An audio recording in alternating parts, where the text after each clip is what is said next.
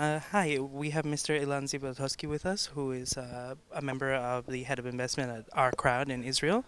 I just had a couple questions about your talk here. So, what can Cyprus learn about crowdfunding and starting a crowdfunding business like yours? Well, I think, well, first of all, I'm excited to see the big turnout at the conference today, and there seems like a lot of real interest here around the entire ecosystem about crowdfunding and how Cyprus can become a hub for crowdfunding. I think one way to think about it is that in general, crowdfunding can be a real avenue for funding, all different types of funding. So whether it's reward-based, equity, debt, and I think it can be a real driver for an ecosystem that I know is getting off the ground here in Cyprus.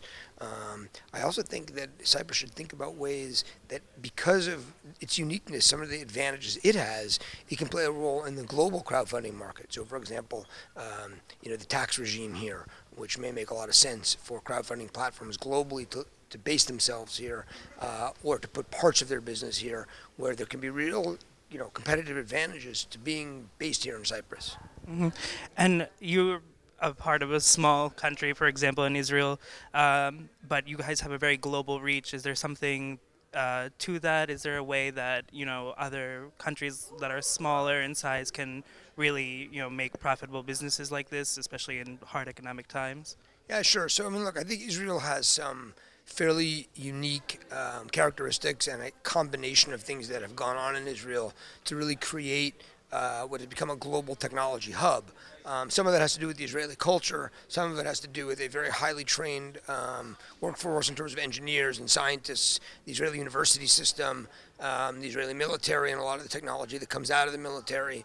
I think one of the most important things, though, that can be learned is Israeli entrepreneurs think about going global very early on.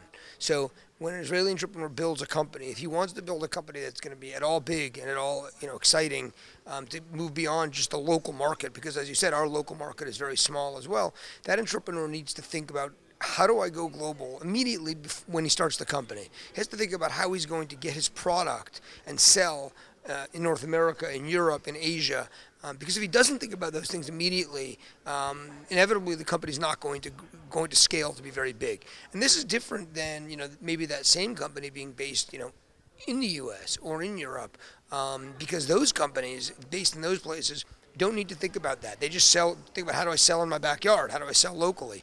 But because Israeli companies have had to think about that very early on in their development, in some ways it almost gives them a global advantage because they've thought about a global plan very early on. And I think that's something that companies based in Cyprus can learn and can do. So when you build, don't think about the Cyprus market. Yes, that might be your test market. That may be where you start. But think about how you're going to be a global company immediately from day one. Okay, I'd like to thank you for your time. Thank you very much. You're very welcome. Thank you.